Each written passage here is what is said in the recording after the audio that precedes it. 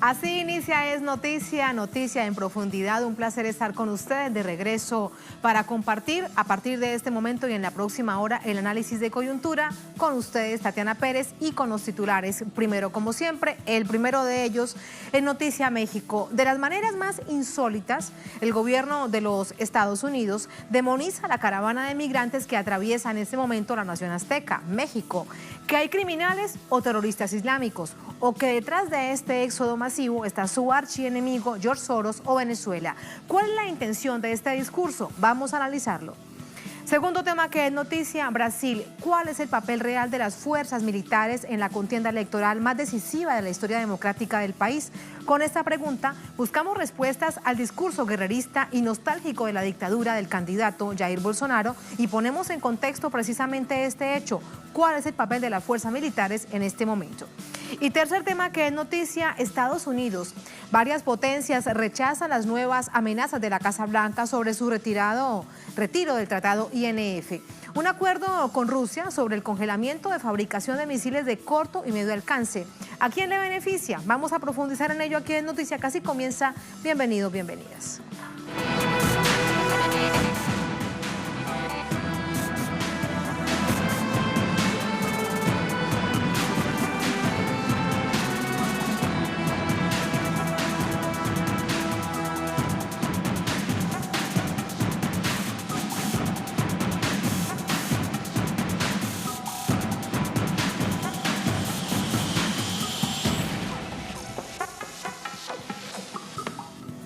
En su trayecto por México comenzamos con esta nación. La caravana de migrantes centroamericanos continúa con su rumbo a los Estados Unidos, mientras el gobierno de Donald Trump se prepara para impedir su ingreso, al mismo tiempo usarlos políticamente de las maneras más insólitas. Aquí tenemos los detalles. El secretario de Gobernación de México, Alfonso Navarrete Prida, estimó la víspera que al menos 5,000 migrantes provenientes de Honduras, Guatemala y El Salvador han entrado a su país. La caravana de migrantes partió de la ciudad hondureña de San Pedro Sula el pasado 13 de octubre con destino a Estados Unidos y se estima que ya suma más de 7,000 personas. El presidente estadounidense Donald Trump ha mantenido una postura de rechazo ante la eventual llegada de los migrantes a su territorio y desde que se conoció de la caravana amenazó con enviar tropas y cerrar la frontera sur para impedir su ingreso. La víspera, a través de Twitter, inició una campaña de uso político de la caravana de migrantes al señalar a sus adversarios demócratas como responsables del problema por negarse a modificar la legislación estadounidense sobre migración. Asimismo, señaló sin ninguna prueba que criminales de Medio Oriente vienen infiltrados entre los centroamericanos, por lo que calificó a la caravana como una situación de emergencia nacional. Pero la más insólita de las acusaciones vino del vicepresidente norteamericano Mike Pence, quien señaló, citando como fuente al presidente hondureño Juan Orlando Hernández, que la caravana fue organizada y financiada por Venezuela para desafiar la soberanía de Estados Unidos. El gobierno de los Estados Unidos, de acuerdo con su propia doctrina migratoria, está legalmente obligado a brindar refugio a migrantes cuando sus vidas corren peligro. La criminalización de la caravana es señalada por analistas internacionales como una estrategia para evadir esta responsabilidad. Detrás del fenómeno migratorio hay también causas como la asfixia económica por parte de potencias hegemónicas y el interés de contar con mano de obra extranjera barata sin ningún tipo de compromiso formal. ¿Y cómo va ese recorrido? ¿Cómo avanza esta caravana de migrantes por México? Allí está un periodista de Telesur, Eduardo Martínez, que nos va contando de manera permanente a lo largo de todo el trayecto. Eduardo, hola, muy buenas noches. Vemos que ya comienza el mal tiempo según se pronosticaba a través de las autoridades meteorológicas. ¿Y en qué punto te encuentras? Hola Tatiana, qué gusto poder acompañarte, poder saludar al auditorio de Es Noticia. Pues sí, ya el clima comienza a mermar también parte de la fuerza que tiene esta caravana de migrantes, sobre todo porque nosotros mismos nos hemos tenido que salir un poco del centro de este poblado de Huixtla, en Chiapas, para podernos resguardar de esta fuerte lluvia. Cabe mencionarte, Tatiana, que los migrantes llevan todo el día parte del día de ayer pasaron la noche en este lugar y sobre todo puedo decirte que ya ellos habían encontrado un sitio donde pasar la noche, pero esta lluvia intempestiva, pues la verdad es que ha cambiado todos estos planes y sobre todo también, Tatiana, lo que podemos ver es que ya ellos están como pidiendo que se organice todo lo necesario para poder ir al siguiente punto. Cabe destacar, Tatiana, que ellos por la noche tienen una especie de asamblea, es decir, hay coordinadores que están llevando la caravana, no son líderes, ellos han dejado muy en claro que no se trata de ningún líder de la caravana, se trata de coordinadores porque ante la cantidad de personas que están yendo en este éxodo, pues se necesita básicamente que haya un poco de organización, si no es que bastante organización.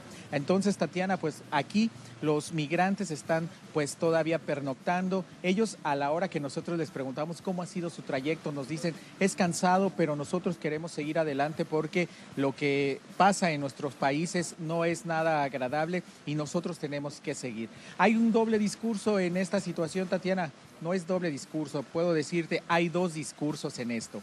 El discurso que los migrantes están manejando y sobre todo también las organizaciones no gubernamentales que les están acompañando y también, por otro lado, lo que está manejando el gobierno del presidente Enrique Peña Nieto, quien ha señalado que han venido incrementándose las solicitudes de refugio por parte de los integrantes de esta caravana.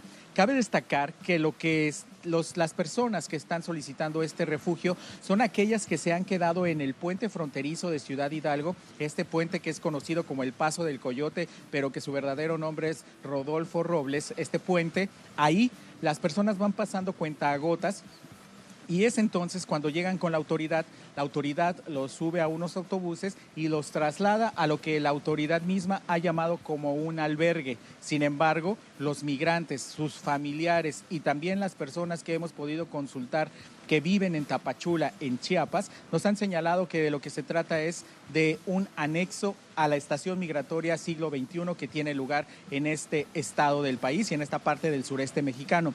Entonces lo que hay, dicen, es una especie de engaño por parte del gobierno mexicano porque les llevan a una estación migratoria disfrazada de albergue y después, según el comunicado que hoy daba a conocer la Secretaría de Gobernación, los migrantes piden su retorno voluntario al país de origen. Hasta este momento van cerca de 500 personas que han solicitado, según la autoridad, el gobierno de México, su retorno al país de origen, en su mayor parte a Honduras. Eduardo, con respecto a esas denuncias de todos estos días que hoy sintetizamos en el titular del presidente de los Estados Unidos, ¿hay alguna denuncia de algún infiltrado, de un criminal, de un violador, de un delincuente, de alguien de origen de Oriente Medio? ¿Alguna pista que pueda señalar algún argumento del gobierno de los Estados Unidos? Tatiana, mira, nosotros hemos recorrido paso a paso esta caravana, hemos también enfrentado algunas incomodidades como los migrantes, nos hemos, infiltrado nosotros mismos como prensa en esa gran masa de gente que viene caminando desde Honduras desde hace ya varios días y de verdad que nosotros no hemos notado un mínimo de indisciplina en esta gente que está teniendo pues los ojos de todo el país de México, pero también del extranjero. Hay mucha prensa extranjera que está dando cuenta de lo que está ocurriendo. Hay muchos medios estadounidenses. Es una situación que nosotros, por ejemplo, que hemos dado cobertura a este fenómeno migratorio desde hace ya varios años, no nos habíamos percatado, no habíamos visto que hubiera tanto interés de los medios estadounidenses en cubrir una noticia. Sin embargo, ahora mismo estamos viendo que hay mucha presencia de periodistas de Estados Unidos que quieren reportar esta situación. Y de verdad, Tatiana, que los migrantes, en medio del cansancio, en medio de toda la situación que están viviendo, no se han comportado mal en los poblados por donde pasan. Sin embargo, pues sí hay cierta, ellos trastocan la dinámica de un sitio al que llegan porque son muchos, pero definitivamente esta caravana ha ido ordenada, ha ido con bastante organización y tampoco hemos visto algún tipo de situación como la que ha mencionado el gobierno estadounidense. Tatiana, me gustaría, sabes, en esta parte pudiéramos hablar de lo que pasa con las solicitudes de refugio en este país. El año pasado, por lo menos, la Comisión Mexicana para el Refugio, la COMAR, recibió cerca de 8.400 solicitudes de refugio. 2.500 alrededor eran de personas de Honduras y solamente el año pasado aprobó 200 de estas solicitudes. Las demás personas no pudieron tener su refugio en ese país y tuvieron que regresar a Honduras o tuvieron que quedarse de manera indocumentada en territorio mexicano. Entonces vamos a ver cuál es el futuro que tiene esta caravana, sobre todo cuando el gobierno mexicano insiste en que deben de acogerse a las leyes nacionales y sobre todo cumplir con los requisitos migratorios. Y sobre todo, ¿cuál es el principio que aplicará el gobierno de Enrique Peña Nieto ante una situación que ellos mismos dicen que huyen de la violencia y de la pobreza? Desde esa perspectiva, ¿cuál será el principio que aplicará de seguridad a esta población? Gracias, Eduardo. Son asuntos que vamos a analizar de inmediato. Muy buenas noches. Y a resguardarse de la lluvia y del mal tiempo. Vamos con el análisis. Para ello nos acompaña Raúl Delgado Huize, analista internacional, con nosotros desde Zacatecas, México. Hola, Raúl, buenas noches. ¿Cómo está? Buenas noches, muy bien, gracias. A usted gracias por acompañarnos. Raúl, hay una satanización permanente de esta caravana. Nosotros nos preguntábamos en titulares qué hay detrás de ello. Quiero primero revisar a nivel internacional y luego ver qué efecto puede tener al interior de los Estados Unidos este discurso del presidente y del gobierno de esta nación norteamericana. O que hay criminales, que hay delincuentes, o que puede haber también infiltrados de Oriente Medio terroristas islámicos. Bueno, lo primero que yo quisiera opinar en relación con este punto es que la migración, o mal llamada migración ilegal, ¿no?, indocumentada, en realidad es una política de Estado del gobierno estadounidense. La migración bajo la égida del neoliberalismo asume esencialmente la forma de migración forzada. Los organismos internacionales no han querido reconocer este carácter y la limitan simplemente al refugio, que es además algo que es muy difícil de consignar de acuerdo con los protocolos internacionales. Entonces, el grueso de los migrantes internacionales hoy en día, estamos hablando de 260 y tantos millones de migrantes internacionales, son migrantes que le llaman económicos, pero en realidad son migrantes forzados por la pobreza, por el cambio climático, y por muchos otros fenómenos, incluyendo también guerras y situaciones que los tienen ante la urgente necesidad de migrar como forma de buscar la sobrevivencia, ¿no? Y esto es muy importante subrayarlo. Yo decía al principio, y esto lo que quería subrayar, es que esto es parte de una política de Estado de Estados Unidos, porque el número de visas que se otorgan en Estados Unidos no tiene para nada que ver con las necesidades que tiene el mercado laboral de Estados Unidos. Además, es un sistema discriminatorio en relación concretamente con México y con el Triángulo Norte de Centroamérica, que tienen el 75% más o menos de los indocumentados en Estados Unidos. Bueno, ese es creo que un punto muy importante. El otro punto que me parece fundamental para un análisis más estructural de la problemática es que bajo el neoliberalismo y bajo esta forma brutal de capitalismo que estamos viviendo,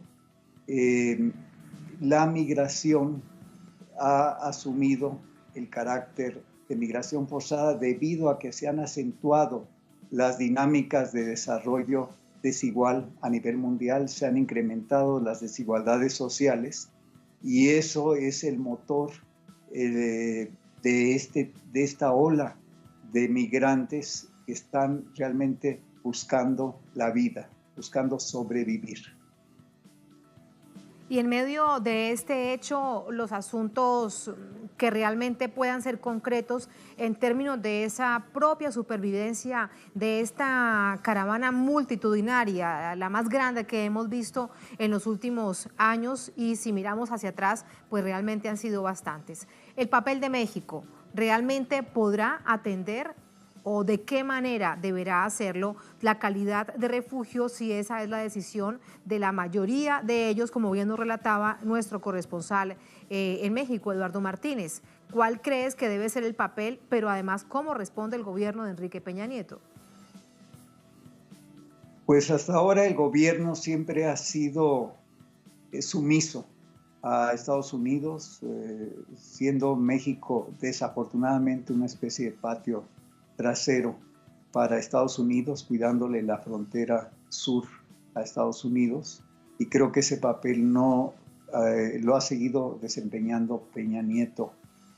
Muy distinta ha sido la postura de Andrés Manuel López Obrador, quien ganó la presidencia de la República, como todos y todas ustedes saben, y que él ha planteado la necesidad de buscar empleo, buscar otras condiciones, ¿no?, para los migrantes, que no ha sido hasta ahora la política del gobierno mexicano, que además está asociada con algo muy importante, que es el crimen organizado. El hecho de que se pongan tantas restricciones a los centroamericanos y a los mexicanos para llegar a Estados Unidos, solamente el 11% de los centroamericanos logra realmente llegar a Estados Unidos, los hace presa fácil del crimen organizado, y se ha convertido realmente el tráfico y trata de personas en uno de los negocios más importantes del crimen organizado hoy en día. Y todo esto como parte de una política de Estado tratando de abaratar los costos de la fuerza de trabajo en Estados Unidos. Entonces esto me parece muy importante y me parece deleznable realmente el papel que ha venido desempeñando México en torno a esto, sobre todo porque México es el principal país de emigrantes del mundo, y eso tiene claramente como punto de despegue las políticas neoliberales. Si lo vemos en perspectiva histórica, a partir de 1982, en que se implantan en México las políticas neoliberales, la migración crece exponencialmente hasta convertirnos en el principal país de emigrantes del mundo.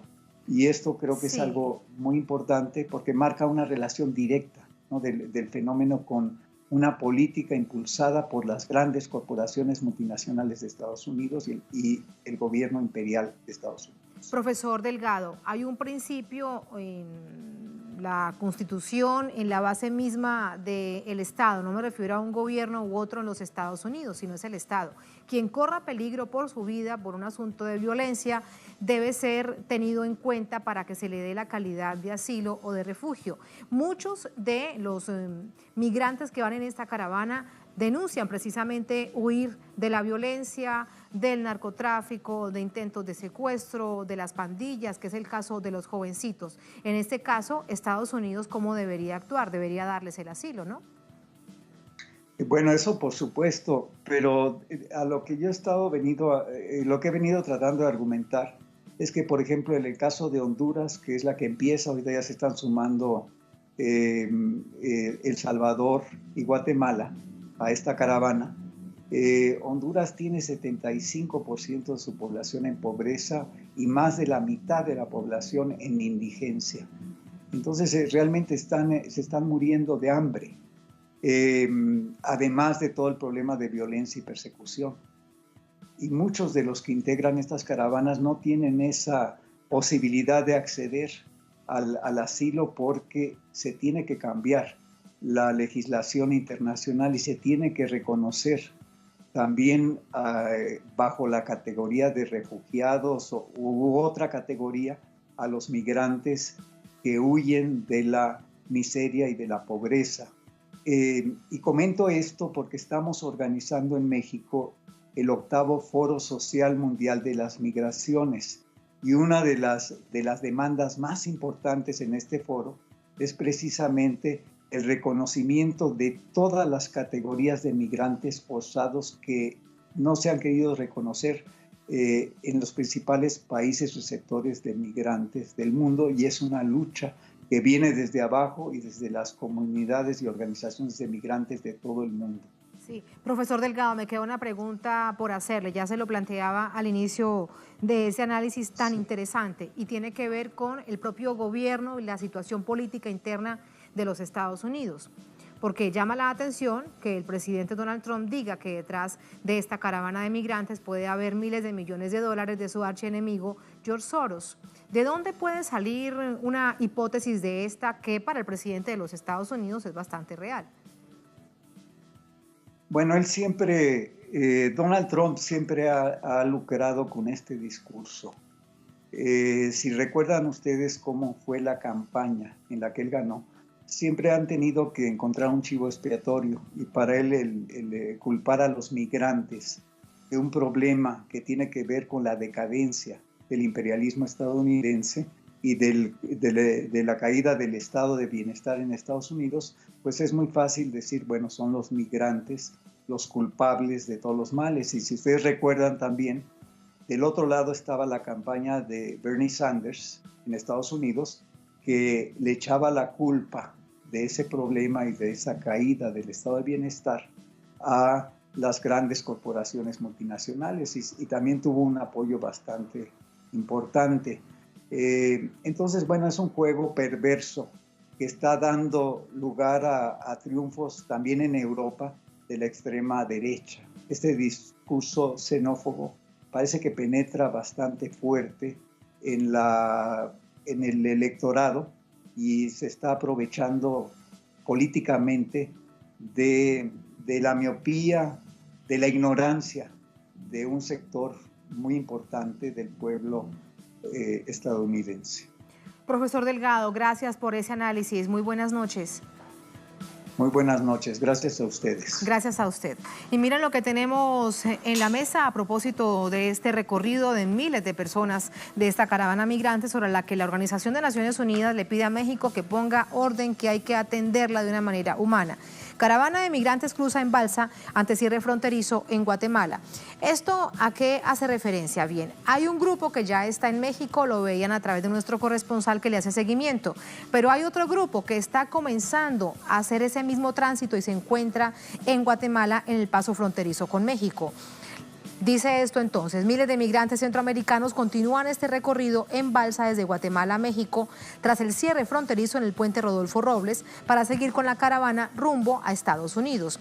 Nuestro corresponsal en Telesur, Pablo Pérez, que se encuentra en este lugar, reportó cómo los migrantes pasan el río Suchiate con balsas improvisadas para continuar su recorrido desde Guatemala a México, debido a que las autoridades han cerrado el puente. Ahí tienen ustedes toda la información de manera permanente para hacer seguimiento a esta caravana migrante de centroamericanos. Y así nos vamos a la primera pausa en esta emisión de Es Noticia. Al volver, Es Noticia Brasil. De una vez con una pregunta planteada: ¿cuál es el papel real de las fuerzas militares en la contienda electoral más decisiva de la historia democrática del país? Recuerden que en 5 días hay balotaje entre Bolsonaro y Haddad. Con esta pregunta buscamos respuestas precisamente al discurso guerrerista y nostálgico de la dictadura del candidato Jair Bolsonaro. Tenemos información, tenemos el análisis al volver en Es Noticia.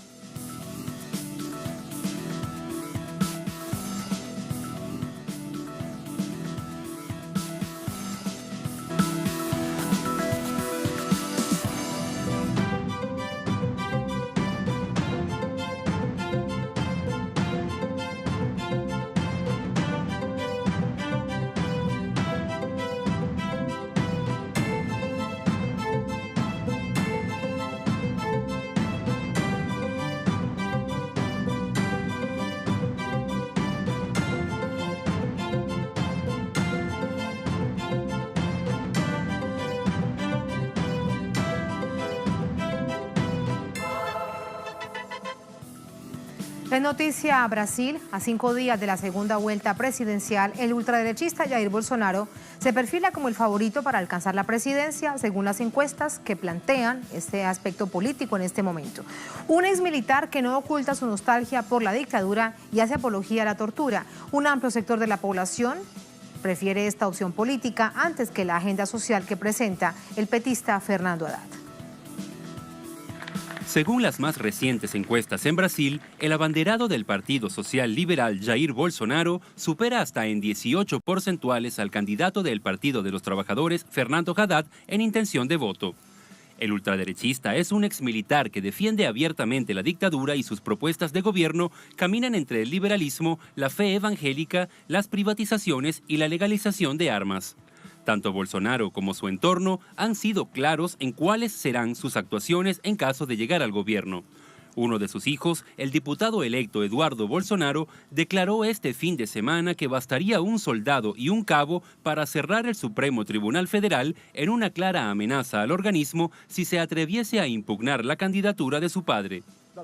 El tribunal tendrá que enseñar su fuerza. ¿Será que él tiene toda esa fuerza? Eso es lo que siempre hablamos.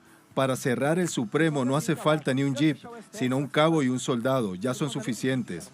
No quiero desmerecer el trabajo del cabo y del soldado, pero ¿qué es el Supremo? Si le sacas el poder de un ministro del Supremo, ¿quién será este ministro en la calle? Desde inicios de su carrera política, Bolsonaro ya manifestaba su inclinación por el régimen militar de su país y su admiración por personajes como el coronel Carlos Alberto Brilhante Ustra, uno de los mayores símbolos de la represión y la tortura durante la dictadura. En vísperas de la elección, Bolsonaro aseguró que la Fuerza Armada sería determinante en su gobierno y prometió barrer del mapa a los rojos de Brasil, color que representa a los seguidores del PT. Estamos em guerra, ninguém nega isso. E se estamos em guerra, nós devemos comportar como soldados em combate. O militar entrando em operação, o lado do inimigo, aqueles que portam armas de guerra, caso venha a ser abatidos, do lado de cá, o nosso soldado tem que ser condecorado e não processado. La dictadura militar en Brasil inició con el golpe al gobierno democrático del presidente João Goulart en 1964 e instauró un gobierno de facto encabezado por Humberto de Alencar Castelo Branco.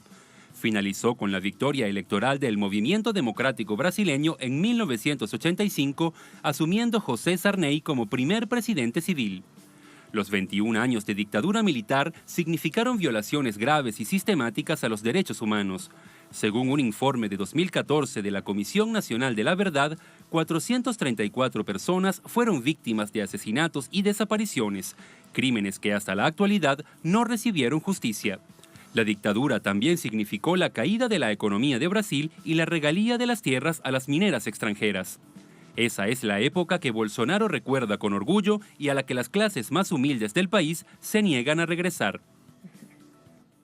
Precisamente esas clases humildes del país, toda la población, más de 140 millones de brasileños y brasileñas, tienen la tarea histórica de ejercer ese derecho al sufragio, ese derecho al voto el próximo domingo a partir de las 7 de la mañana, hora local, en esta nación suramericana. Y a 5 días precisamente de este proceso, ¿cómo están las cosas? ¿Cuál es el ambiente? ¿Qué pasa con las campañas? ¿Qué pasa además con las encuestas, sobre las que hay mucho ojo por su parcialidad política? De esto conversamos con Nacho Lemos desde Sao Paulo. Hola Nacho, buenas noches, adelante. Saludos Tatiana, exactamente como decías, 5 días para este balotaje de las elecciones presidenciales, muy polarizado por parte de las propuestas económicas, pero también sobre la relación que tienen los dos candidatos con los regímenes de gobierno aquí en Brasil. Por un lado, un candidato que defiende una profundización democrática, Fernando Haddad; del otro lado, Jair Bolsonaro, que homenajea a torturadores y asesinos de la dictadura militar y recuerda y añora los tiempos de la dictadura militar. Lo ha hecho manifestándose en apoyo y en homenaje a, como bien indicaban en el informe, a Brilhante Ustra, el coronel del ejército brasileño, que hace pocos días fue absuelto en un caso, justamente después de un caso de estar archivado, un caso contra Brilhante Ustra en primera instancia con una condena contra él. Fue absuelto en una retomada del caso inesperada por parte de la justicia de Sao Paulo. Se volvió a encaminar el caso hacia el Tribunal de Justicia de Sao Paulo y sorpresivamente fue absuelto después de haber recibido una condena en primera instancia. En ese contexto se lleva a cabo esta relación entre la justicia brasileña en este momento y las instituciones por un lado, y lo que ocurre en las encuestas, lo que ocurre de cara a las elecciones presidenciales del próximo domingo. Puntos importantes son las campañas de ambos candidatos. Por un lado, Fernando Haddad en la última semana recalcó que hay una amenaza por parte de las Fuerzas Armadas a las instituciones brasileñas en relación a esto que indicaban hace poco, a los dichos del hijo de Jair Bolsonaro, Eduardo Bolsonaro, quien se manifestó y evaluó en un video el cierre de la Corte Suprema, también la prisión de los miembros de la Corte Suprema. También hubo repudio de diferentes sectores, como por ejemplo el expresidente brasileño del Partido Socialdemócrata brasileño, Fernando Henrique Cardoso, que a pesar de las diferencias con el Partido de los Trabajadores, con su postura más de carácter neoliberal, igualmente se manifestó en favor de la democracia y con preocupación ante estos dichos por parte del hijo de Jair Bolsonaro, y también sobre los dichos de Jair Bolsonaro en el último fin de semana, que anunció una eventual prisión y exilio de los opositores, de los rojos también como llamó, y llamó terroristas a los militantes de los movimientos Sin Techo y Sin Tierra en Brasil. Hubo preocupación por parte de sectores de centro derecha también, y también lo hizo así Marina Silva, la candidata del partido Red de Sustentabilidad, que mostró su apoyo a Fernando Haddad esta semana de cara a las elecciones presidenciales ante los riesgos democráticos que implica la candidatura de Jair Bolsonaro. Sectores de la izquierda, claro, apoyando a Fernando Haddad. Ayer lo hicieron con un frente amplio lanzado en Sao Paulo,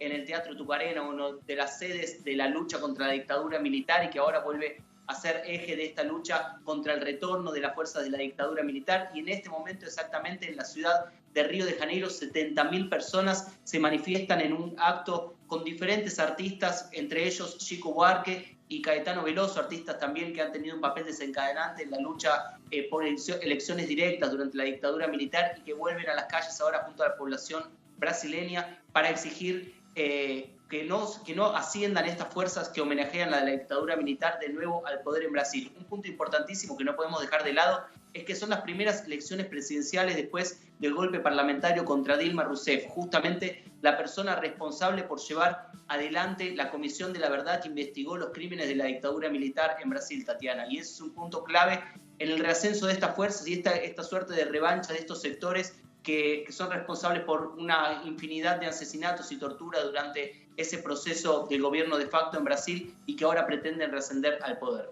Un asunto más que le están cobrando a la presidenta constitucional del país, a la presidenta Dilma Rousseff. Gracias, Nacho, gracias por todos esos detalles. Muy buenas noches. Vamos a pasar así con el análisis. Para ello nos acompaña Jonatas Campos, él es periodista del portal del periódico Brasil de Fato, nos acompaña desde Pernambuco, noroeste de Brasil. Desde allí está con nosotros. Hola, Jonatas, ¿cómo estás? Buenas noches, Tatiana. Buenas noches a todos que acompañan la señal de Telesur. Muchas gracias. Jonatas, lo que nos preguntamos de una vez en titulares y te lo traslado. ¿Cuál es la relación que existe entre las fuerzas militares y la retórica, el discurso guerrerista, nostálgico de la dictadura de un candidato y de quienes lo acompañan como Jair Bolsonaro, para tratar de entender si hay consonancia o es más un asunto del miedo que pretende imprimirle a la población a través de su campaña y el mensaje que tal vez quieran escuchar algunos por parte de Jair Bolsonaro? Bueno, Tatiana, para contestar esta pregunta tenemos que regresar un poco el tiempo de la relación del ejército con el gobierno Lula y el gobierno Dilma.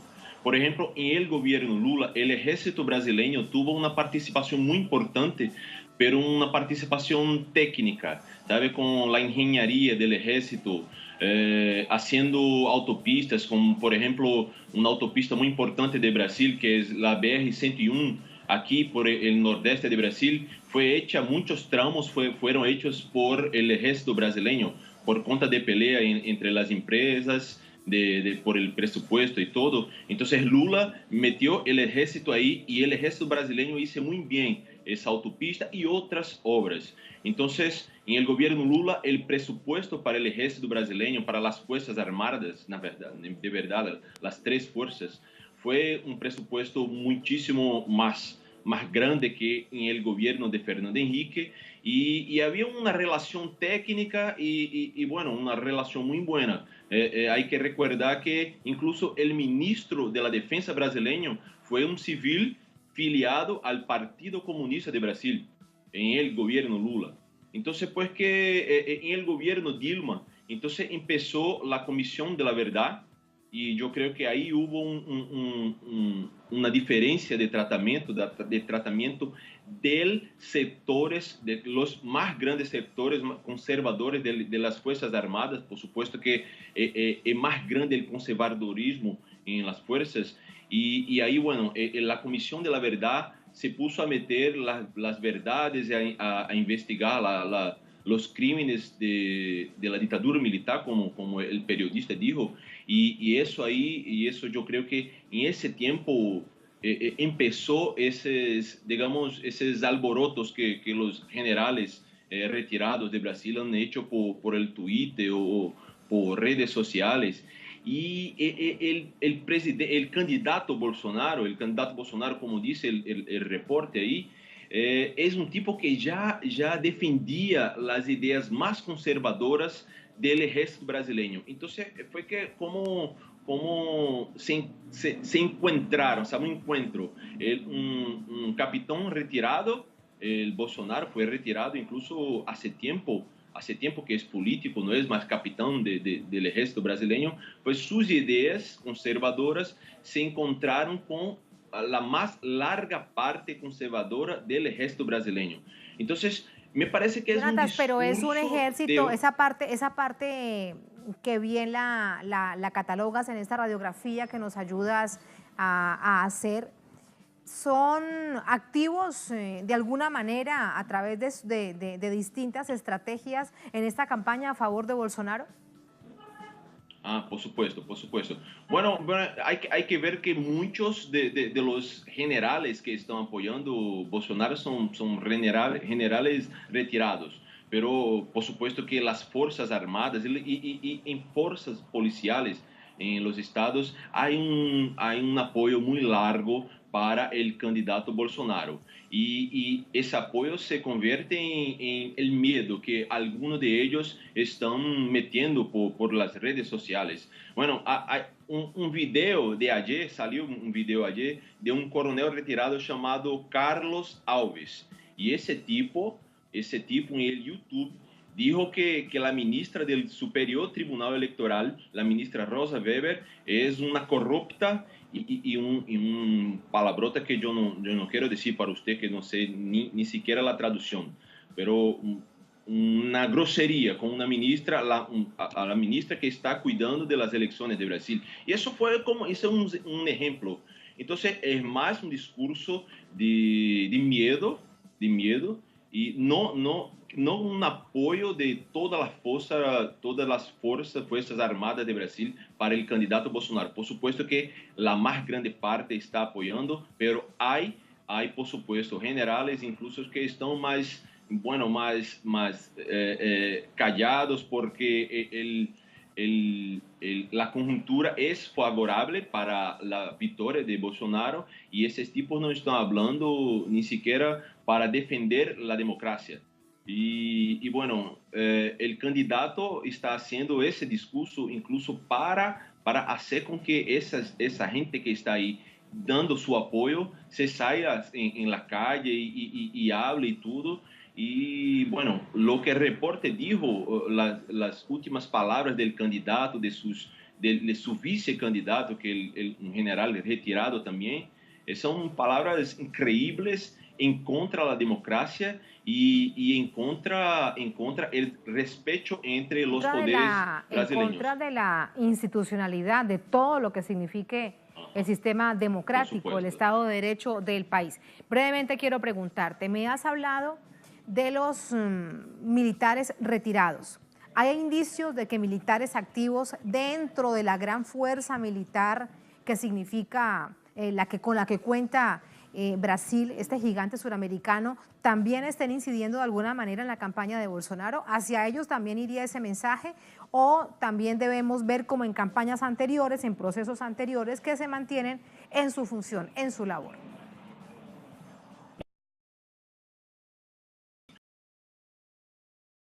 El gran parte del gran comando de las Fuerzas Armadas brasileñas están en apoyo al Bolsonaro, por supuesto un apoyo más institucional como personas, pero el candidato Bolsonaro ha dicho en varias entrevistas, ha revelado nombres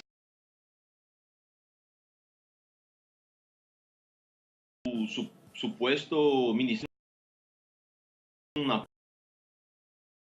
de sectores de las Fuerzas Armadas brasileñas a este candidato. No quiere decir que es el candidato que va a ganar por eso, pero eso se cambia en un poco de miedo, incluso en otras instituciones.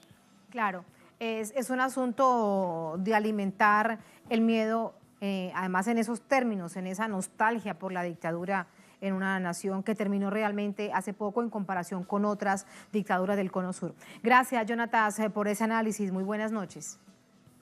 De nada, buenas noches, Tatiana. Muy buenas noches. Buenas noches. Buenas noches. A propósito de la campaña, miren el titular que tenemos en pantalla. Comunidad Evangélica Brasileña ratifica apoyo a Haddad. Sobre este asunto también hay que estar muy pendientes porque hay parte de la comunidad evangélica que también apoya al candidato de la extrema derecha, a Jair Bolsonaro. Así que vemos también cómo se van dividiendo producto de todas estas divisiones, las dos aristas totalmente distintas de el proyecto de país que tiene Haddad desde la democracia o Jair Bolsonaro desde esto mismo que ustedes han escuchado, la nostalgia de la dictadura. La comunidad de evangélicos del Brasil ha ratificado su apoyo a la candidatura de Haddad, ya que consideran que el discurso que maneja el aspirante ultraderechista Bolsonaro incita a la violencia, a la desigualdad, a la miseria, por lo que es opuesto a lo que predica el Evangelio. Grupos como el Frente de Evangélicos por el Estado de Derecho, El Amor Vence al Odio, Evangélicos contra Bolsonaro, y religiosos autóctonos se oponen al apoyo que grandes iglesias neopentecostales le han dado a Bolsonaro, representante del Partido Social Liberal. El miembro de la Iglesia Bautista de Agua Blanca, Eber Rocha, expresó que el Evangelio deja claro que no existen señores entre los hermanos, pero las iglesias fundamentalistas invierten en la manipulación por el poder de los liderazgos, ya sea en la iglesia o en la televisión. Así que en este corto artículo ven ustedes también cómo se mueve al interior de la iglesia evangélica, se mantiene, se permea este asunto de la campaña por la presidencia. Así nos vamos a la segunda última pausa en esta emisión de Es Noticia. Al volver, Es Noticia, los Estados Unidos. Varias potencias rechazan las nuevas amenazas de la Casa Blanca sobre su retiro del tratado INF. Un acuerdo con Rusia sobre el congelamiento de la fabricación de misiles de corto y medio alcance. ¿A quién le beneficia? ¿Qué es lo que hay detrás? Vamos a analizarlo al volver en Es Noticia.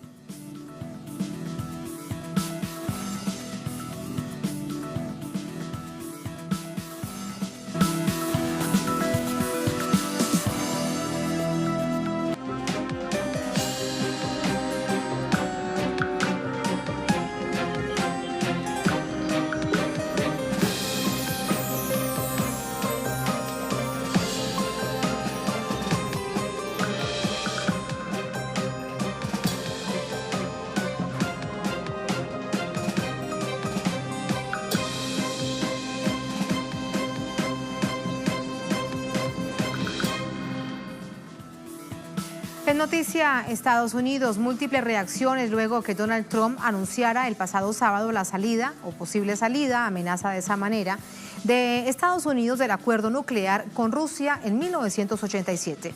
Trump, quien se encuentra en plena campaña para la elección al Congreso, recuerden elecciones de medio término en noviembre, estaría utilizando el tema para subir en las encuestas. Señala a Rusia como responsable de su decisión y hace delicados señalamientos hacia China. China le sale al paso a las recientes declaraciones de Donald Trump. Este martes, su canciller Hua Chunying pidió a la administración de Trump que piense 2 veces antes de tomar ninguna decisión, porque China no aceptará ningún chantaje del lado estadounidense. La reacción del gigante asiático se da luego que la víspera el jefe de la Casa Blanca, durante un encuentro con la prensa, afirmara que Estados Unidos se fortalecerá y que esto debe tomarse como una amenaza para todos, y esto incluye a China y a Rusia. La amenaza hacia China se debe a que este país no forma parte del acuerdo. El mandatario estadounidense, quien se encuentra en campaña electoral por las próximas elecciones al Congreso, responsabiliza a los demócratas por mantener el acuerdo con Rusia. Rusia violó el acuerdo. Ellos lo han violado por muchos años y no sé por qué el presidente Obama no negoció la salida. Ahora no vamos a dejar que violen el acuerdo nuclear y que sigan haciendo armas que nosotros no podemos hacer. Rusia desafortunadamente no honró el acuerdo. Entonces vamos a terminarlo. Nos saldremos. El objetivo del Tratado de Armas Nucleares de Medio Alcance, INF, es suprimir el uso de misiles de alcance mediano entre 500 y 5.000 kilómetros. Trump ha dicho que Moscú ha roto el acuerdo cuando desplegó un sistema de misiles cuyo alcance, según Washington, supera los 500 kilómetros. La víspera, el consejero de la Casa Blanca para la Seguridad Nacional, John Bolton, se entrevistó en Moscú con el canciller ruso Sergei Lavrov para tratar el tema y tras el encuentro Rusia dijo estar dispuesta a trabajar con los Estados Unidos para mantener el pacto. Países como Francia y Alemania, así como el bloque de la Unión Europea, se han pronunciado en contra de la salida de Estados Unidos del acuerdo, un pacto firmado en 1987 entre Mikhail Gorbachev y Ronald Reagan durante la Guerra Fría. Algunos analistas aseguran que el anuncio de Donald Trump de salirse del pacto nuclear con Rusia persigue dos objetivos: utilizar el tema nuclear como estrategia de campaña, dada la proximidad de las elecciones al Congreso, y avanzar en la industrialización interna de las armas prohibidas para su posterior comercialización. Y hay un punto importante, veremos si eso da un viraje a la decisión, a la amenaza del presidente de los Estados Unidos. Es la reunión confirmada entre el presidente de esta nación, de Estados Unidos, y el de Rusia, Vladimir Putin, el próximo 11 de noviembre en París. Vamos con las reacciones. ¿Qué dicen demócratas? ¿Qué dicen republicanos? ¿Qué dice la Asociación Nacional del Rifle? Alina, ¿qué dicen todos con respecto a esta amenaza, a esta posible decisión que para muchos ya es un hecho? Porque lo que dice, al final de cuentas, lo termina haciendo el presidente de los Estados Unidos. Buenas noches. Hola, ¿qué tal, Tatiana? Muy buenas noches. Así es, como lo comentas, son varias las reacciones, pero sobre todo en los medios de comunicación, y también son varios los analistas que indican que se trata del peor de los errores de entre varios de la administración de Donald Trump, que va a lograr reducir a sus aliados a cero. El contexto, y lo cual es lo que más hay que reconocer, lo que hay que poner sobre la mesa, es que nos encontramos a 2 semanas de las elecciones intermedias aquí en los Estados Unidos, y uno de los principales temas que los demócratas han utilizado para reprochar al presidente Donald Trump también en la esfera internacional ha sido la presunta injerencia de Rusia en las elecciones presidenciales de aquí de Estados Unidos en el 2016. Razón por la cual en este viaje, como bien lo comentas, fue el asesor de seguridad nacional John Bolton el que fue a Moscú para poner esto sobre la mesa, pero también dentro de sus declaraciones dijo que había puesto el tema de las elecciones, de la injerencia en las elecciones sobre la mesa, diciendo que había mandado un mensaje bastante claro a Rusia de no ingerir en estas elecciones venideras. Sin embargo, más tarde salió el vocero presidencial ruso, Yuri Ushakov, quien dijo que si bien se había puesto el tema sobre la mesa, no había sido discutido. Pero también están las reacciones de demócratas, como la senadora Tammy Duckworth, quien ha dicho que esta política errónea, estas decisiones erróneas en política exterior del presidente Donald Trump ponen a Estados Unidos y a sus aliados en una cuestión de riesgo. En sus palabras, dice que mientras le están entregando a Vladimir Putin una victoria de relaciones públicas y ayudan a Rusia, que desde hace mucho tiempo buscó liberarse de los límites de las armas nucleares impuestas por este tratado. Lo más evidente y lo que más se discute aquí en los Estados Unidos es el hecho de cómo este tema puede llevar o puede transformarse en votos a favor o en contra de los republicanos el próximo 6 de noviembre, Tatiana. Así que todo directamente relacionado con las elecciones al Congreso, elecciones de medio término. Gracias, Alina. Muy buenas noches. Buenas noches, Tatiana. Buenas noches. Vamos con el análisis. Para ello nos acompaña Ghazi Ates Nassereddin, internacionalista, presidente del Centro de Análisis y Estudio Global AS desde Caracas, en Venezuela. Hola, Ghazi, buenas noches. ¿Cómo te va? Hola, ¿qué tal? Buenas noches. ¿Qué hay? Tatiana? ¿Cómo le va? Gracias a ti por acompañarnos. ¿Qué hay detrás? ¿Qué estará pensando en términos de estrategia política el presidente de los Estados Unidos? Primero quiero revisar ese asunto interno para anunciar que se saldrá de este tratado que daba cierta paz y tranquilidad en el marco de no avanzar en carreras armamentísticas entre las potencias mundiales. Inicialmente hay que aclarar que el presidente de los Estados Unidos es una figura en la actualidad es un empresario. El Estado profundo norteamericano venía desde un año antes de la llegada del presidente Trump en una política de reordenamiento mundial ha ido de una manera sistemática, de una serie de acuerdos y tratados, pero el retiro de la UNESCO, el retiro del Consejo de Derechos Humanos, el retiro del Tratado Nuclear con Irán, la rectificación o la modificación del NAFTA con Canadá y México, retirarse del Tratado Transpacífico, etcétera, etcétera, etcétera. Eso es una política imperial norteamericana que venía ya desde un año antes de la llegada de Trump. Y Trump es un hacedor de las políticas del Estado profundo imperial norteamericano, que ya las condiciones o las relaciones comerciales, económicas, políticas, incluso militares que impusieron después de la Segunda Guerra Mundial, ya no les favorece con el surgimiento de economías y de potencias económicas y potencias económicas, militares, etcétera, a nivel mundial, como China y el resurgimiento de Rusia, está India, está las agrupaciones del grupo Shanghái, el BRICS. Todo ello, Estados Unidos venía en una política o busca reordenar el mundo a su favor y imponer nuevas condiciones de juego y relaciones en el sistema internacional. Ahora, en lo que se refiere al tema nuclear, esa no es la primera vez que Estados Unidos se retira o se renegocia un acuerdo nuclear.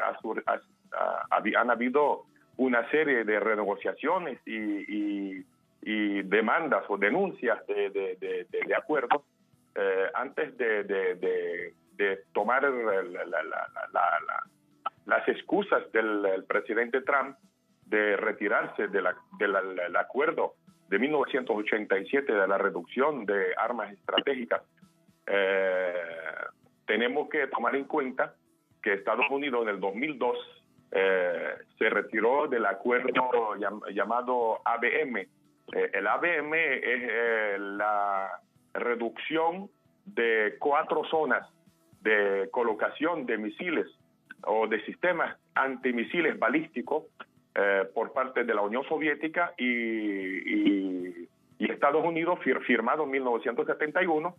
Estados Unidos violó esa en el 2002, violó y demandó y se retiró tras 30 años de funcionamiento ese acuerdo. Casi, pero resultaría, permíteme te pregunto, la historia sin duda es muy, muy importante, pero digamos, trayendo ese mismo escenario a este momento, resultaría bastante ingenuo pensar que si Estados Unidos se retira, Rusia no tendría más libertad para seguir creando e imaginando cómo puede fortalecer sus sistemas de defensa en un momento en donde denuncia permanentemente que la OTAN lo rodea. Yo creo que incluso ya ese acuerdo nuclear no existía. Eso era solo en papeles, porque Rusia, después del retiro de Estados Unidos, en la época de George Bush, en el 2002, del ABM, y le colocaron ese poco de sistemas antimisilísticos para neutralizar el arsenal nuclear ruso, no permitir que saliera del territorio ruso. Rusia desde ese entonces ha venido desarrollando sus misiles para proteger inicialmente las costas, colocando los misiles Iskander en Kaliningrado para contrarrestar las amenazas de los portaaviones norteamericanos y de la OTAN en el mar Báltico, así como la colocación de la expansión de la OTAN hacia las fronteras rusas. Entonces, y como estamos seguros, Gassi, que Estados Unidos bien conoce todo ese panorama, la pregunta es entonces, ¿es una decisión electoral de cara a las elecciones del Congreso de noviembre? Esa es una decisión electoral, como planteó la compañera, para zafarse de las acusaciones de los demócratas. Por el otro lado, es una factura que le están entregando aquellas corporaciones y transnacionales energéticas y de producción de armas que apoyan al presidente Trump en su campaña y tienen un acuerdo con ella. Y ahora, cuando tú te retiras de ese acuerdo, van a venir las inversiones y las licitaciones para la producción de armas. Y todo ello, el sector armamentístico de los Estados Unidos va a venir beneficiándose. Y el tercero es la disputa que lleva Estados Unidos, del Estado profundo imperial norteamericano, contra China. Vemos que Estados Unidos quiere amarrar a China junto a Rusia en ese acuerdo. Entonces, yo creo que la decisión del presidente Trump no es una decisión común de tantas locuras que plantea, sino una decisión bien estudiada, de carácter electoral, de carácter económico, financiero y además de carácter político y geopolítico para amarrar a China, que es una economía muy fuerte que amenaza la hegemonía estadounidense a nivel económico mundial. Sí. Y además la expansión, la salida militar de China de su territorio con la ubicación de en el estrecho de Bab el-Mandeb, en Ariteria, la ubicación de una base militar china, la primera fuera de su territorio. Entonces Estados Unidos quiere amarrar y quiere comprometer a China.